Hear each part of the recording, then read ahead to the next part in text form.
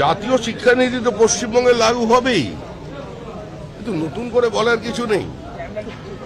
সারা দেশে বিভিন্ন ধরনের ইস্যু নিয়ে বিতর্ক তৈরি হয়।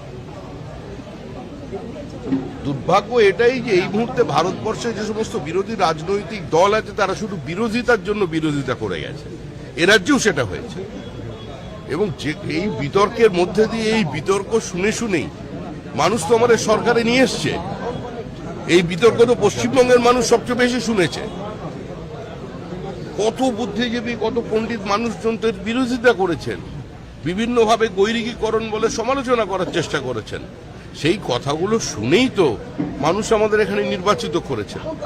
তো সেটা স্বাভাবিক যে জাতীয় শিক্ষানীতি এখানে। আজকেও পশ্চিম মেদিনীপুর কলেজে দেখা যাচ্ছে ঝামেলা চলছে, আর যাদবপুরের যে নন্দলাল বসুর যে লোগো তৈরি করা লোগো, সেই লোগো ভেঙে ফেলার অভিযোগ এবিভিপির বিরুদ্ধে করা হচ্ছে। না, এটা একটা পরিকল্পিত চক্রান্ত।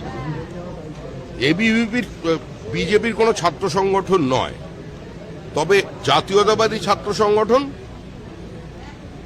এবিভিপির যা লক্ষ্য সেটা অনুযায়ী নন্দলাল বসুর লোগো ভেঙে ফেলার মতো কাজ, গরিত কাজ এবিভিপি করতে পারে না। বিজেপি বিধায়িকা যদি গেটের বাইরে কোনো গন্ডগোল হয়, বিজেপি বিধায়িকা সেখানে থাকবেন, তিনি নির্বাচিত জনপ্রতিনিধি। আরে তিনি একজন নির্বাচিত জনপ্রতিনিধি, কুচবিহারে গিয়েও যেতে পারেন, পশ্চিমবঙ্গের যে কোনো জায়গায় যেতে পারেন।